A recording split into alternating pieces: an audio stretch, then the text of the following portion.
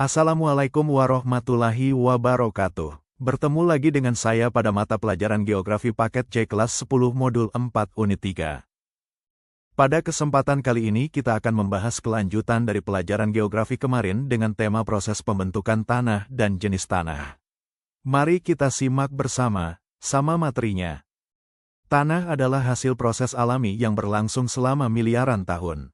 Sebagai sumber kehidupan, tanah mendukung ekosistem dan berperan penting dalam keberlangsungan makhluk hidup.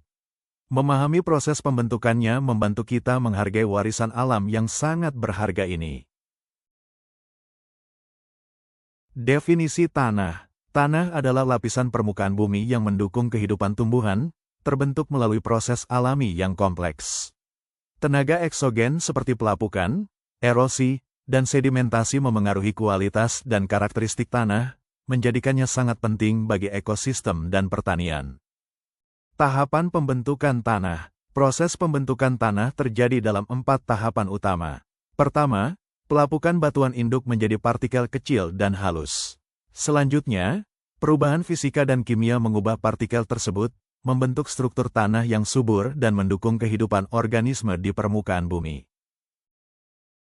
Berikut adalah gambar penampang tanah. Horizon O. Horizon O merupakan horizon organik yang terbentuk di atas lapisan tanah mineral. Horizon ini dapat kita temukan pada tanah-tanah hutan yang belum terganggu. Horizon A. Horizon ini merupakan horizon yang mengalami pencucian. Horizon ini terdiri atas campuran bahan organik dan bahan mineral. Horizon B, yaitu horizon yang terbentuk dari proses penimbunan, iluviasi, dari bahan-bahan yang tercuci dari horizon A. Horizon C. Horizon ini tersusun atas bahan induk yang sudah mengalami sedikit pelapukan dan bersifat tidak subur. Horizon D, yaitu horizon yang tersusun atas batuan keras yang belum terlapukan. Horizon D disebut juga lapisan bedrock. Struktur tanah. Ada berbagai jenis struktur tanah yang memengaruhi sifat dan kesuburan tanah. Struktur ini meliputi lempeng, prisma, tiang, dan gumpal. Setiap jenis memiliki karakteristik unik. Struktur tanah memiliki bentuk yang berbeda-beda yaitu sebagai berikut. A. Lempeng, granuler, dan remah, ditemukan pada horizon AB. Prisma, struktur ini ditemukan pada horizon B yang terdapat di daerah iklim kering. C. Tiang, struktur tiang ditemukan pada horizon B yang terdapat pada daerah iklim kering. D. Gumpal bersudut, struktur gumpal ditemukan pada horizon B. E. Gumpal membulat, ditemukan pada horizon B. 5 faktor pembentuk tanah. Tanah terbentuk melalui interaksi 5 faktor utama, yaitu iklim, organisme, bahan induk, topografi, dan waktu. Iklim berpengaruh pada proses pelapukan serta erosi, yang pada gilirannya mempengaruhi kualitas tanah dan kemampuannya mendukung kehidupan. Jenis tanah di Indonesia. Sebagian besar tanah di Indonesia merupakan tanah vulkanis. Walau demikian, jika lebih dikhususkan lagi maka jenisnya sangat beraneka ragam, antara lain sebagai berikut. A. Tanah gambut atau tanah organosol. Jenis tanah ini berasal dari bahan induk organik seperti dari hutan rawa atau rumput rawa.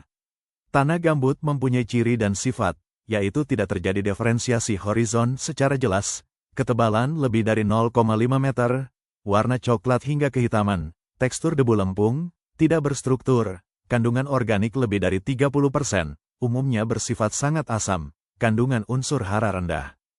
Berdasarkan penyebaran topografinya, tanah gambut dibedakan menjadi 3, yaitu sebagai berikut. 1. Gambut ombrogen, terletak di dataran pantai berawa. 2. Gambut topogen, terbentuk di daerah cekungan, depresi, antara rawa-rawa di daerah dataran rendah dengan di pegunungan, berasal dari sisa tumbuhan rawa. 3. Gambut pegunungan, terbentuk di daerah topografi pegunungan, berasal dari sisa tumbuhan yang hidup di daerah pegunungan. B. Aluvial. Jenis tanah ini masih muda, belum mengalami perkembangan, berasal dari bahan induk aluvium yang diendapkan, tekstur beraneka ragam, belum terbentuk struktur, konsistensi dalam keadaan basah lekat, pH bermacam-macam, kesuburan sedang hingga tinggi. C.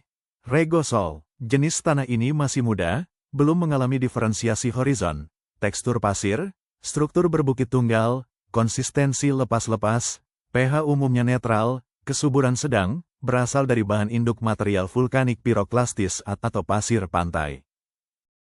D. Litosol, tanah mineral yang sedikit mempunyai perkembangan profil, batuan induknya merupakan batuan beku atau batuan sedimen keras, kedalaman tanah dangkal bahkan kadang-kadang merupakan singkapan batuan induk. Tekstur tanah beraneka ragam, dan pada umumnya berpasir dan tidak berstruktur, terdapat kandungan batu, kerikil, dan kesuburannya bervariasi. Tanah litosol dapat dijumpai pada segala iklim, umumnya di topografi berbukit, pegunungan, lereng miring sampai curam.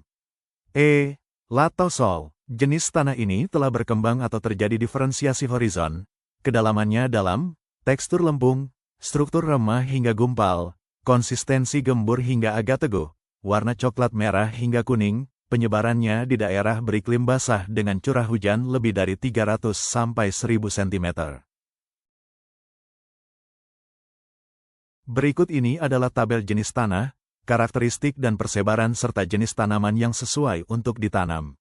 Contoh tanah gambut cocok untuk tumbuhan rawa, dan tanah andosol cocok untuk segala jenis tanaman. Dan kebalikannya tanah litosol yaitu tanah batu yang belum banyak mineralnya tidak cocok untuk semua jenis tanaman.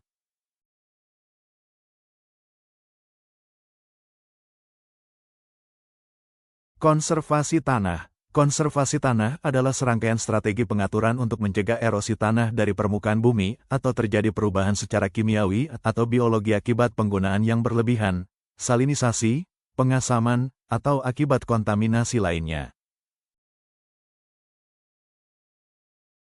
Jika tanah tidak kita jaga dengan baik, maka tanah akan mengalami kerusakan. Kerusakan tanah dapat disebabkan oleh beberapa hal, antara lain sebagai berikut: A. Perusakan hutan. B. Proses kimiawi air hujan. C. Proses mekanis air hujan. D. Dan aktivitas manusia yang merusak. Melestarikan kualitas tanah. Penting untuk melestarikan kualitas tanah agar ekosistem tetap seimbang. Dengan menerapkan praktik pertanian berkelanjutan, mengurangi pencemaran, dan meningkatkan kesadaran tentang pentingnya tanah, kita dapat memastikan keberlangsungan sumber daya alam untuk generasi mendatang. Materi kali ini telah selesai. Terima kasih dan sampai bertemu pada pertemuan selanjutnya.